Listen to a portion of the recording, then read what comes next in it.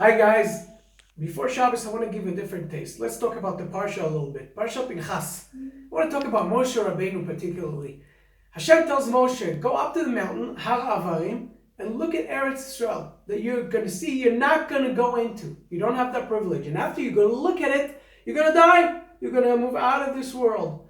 But Moshe cares about Am Yisrael. He tells Hashem, he says, listen, what I care about is that they will have a leader that will continue after me. Like a flock without a shepherd. Make sure they have a shepherd, they have someone. And he tells Hashem the following words. What does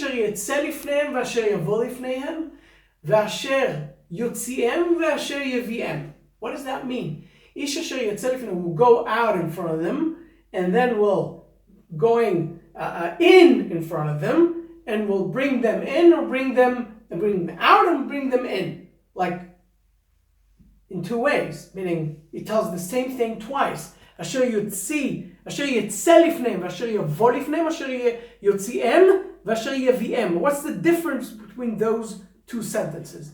So the first one, so in order to understand that, we have to understand who Moshe Rabbeinu is and compare him to Yoshua. So Chazal say the following, that Moshe Rabbeinu is compared to the sun and Yoshua is like the moon.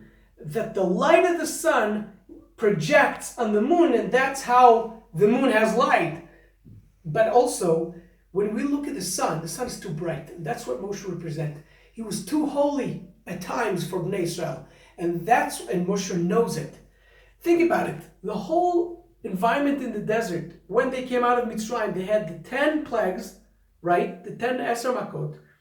And then which is completely miraculous and so on and so forth, 100%. Then they had the Kriyas Yam Suf, they had the sea split, and then they had the Mamar Sinai, and they got the Torah, which is an incredible event, and they had bread come out of the sky, the man, unbelievable. So everything was a complete miracle. They didn't have to do anything. They had to do nothing in the desert. But Moshe Rabbeinu knows that now that they're getting into Eretz Yisrael, everything changes.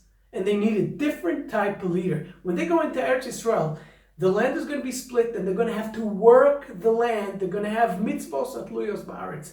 They're going to have commandments that they're going to have to fulfill while they work the land. They're going to have to actually work for their money and for their food, which is going to be completely different than everything that they're used to until now. Everything changes. And that's why he tells Hashem, we need a different type of leader. Okay? A person that goes in front of them and in and out, and someone is more like me. And Yeshua was a little bit like Moshe, because Moshe was his mentor for years and years and years and years. And they need it. Sometimes the people don't know what's good for them, what's better, and so on and so forth. And Yeshua is like that. He can be that leader, which is a little bit like Moshe. That when they don't know what's good for them, he will tell them what Hashem says and what's good for them, even though they don't agree. But on the other hand, not only lifneim, yotziem v'yaviem, that he will be with them. He would go out with them, will be going in with them.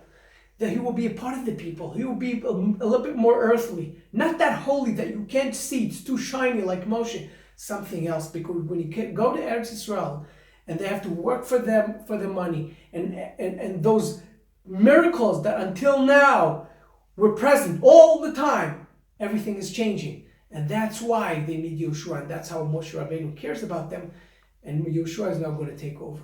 And with that, I'm going to tell you, good Shabbos, Shabbat Shalom. I'm going to see you next week.